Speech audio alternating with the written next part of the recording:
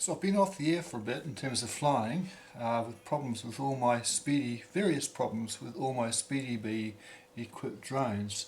So I've just got some parts from Queensland here in Australia to allow me to get the favourite one, the one with the Bug 6 frame in the air again. So I'm just going to zero in and show you what's going on here. So the problem was I had a motor drop off in flight, and then to my horror I realised there's another one with a screw missing. So I thought something really wrong here.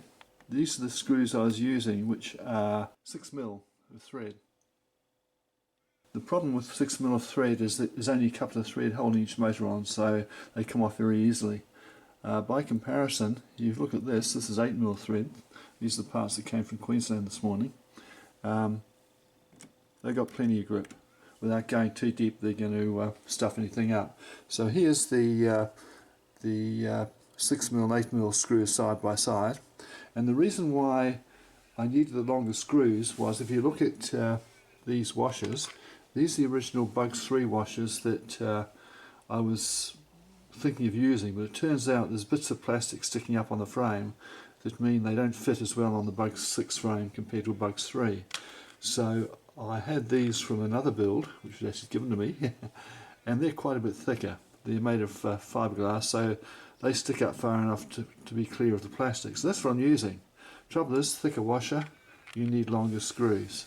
So that's what I'm engaged in at the moment, and hopefully once that's done I'll be flying again. So this is a description of those screws. They say they're originally Bugs 3 and Bugs 6 screws. It took me a while to figure out the specification, but they're M2 panhead Phillips. So on with the show, and hopefully I'll have something to show in a moment in terms of flying. The other problem with this build, the Bug 6 frame build, was I had a hard crash and the motor came off with the short screws, and it pancaked hard, and it actually wrecked the flight controller. So I was up for another SpeedyBee. Again, I bought the version 3 because they're much cheaper now that the black box problems now, which doesn't concern me. Yeah, there's the old ESC that I had to pull out the frame, and the flight controller.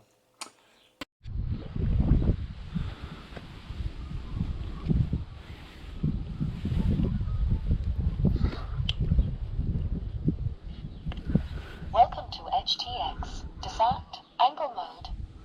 10 milliwatts. 12 volts. On.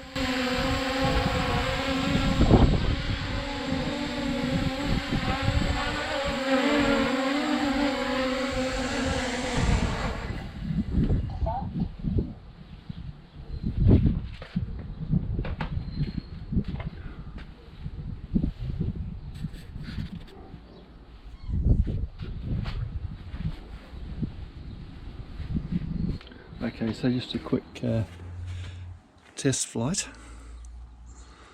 A temporary flash up for the battery, but so far so good.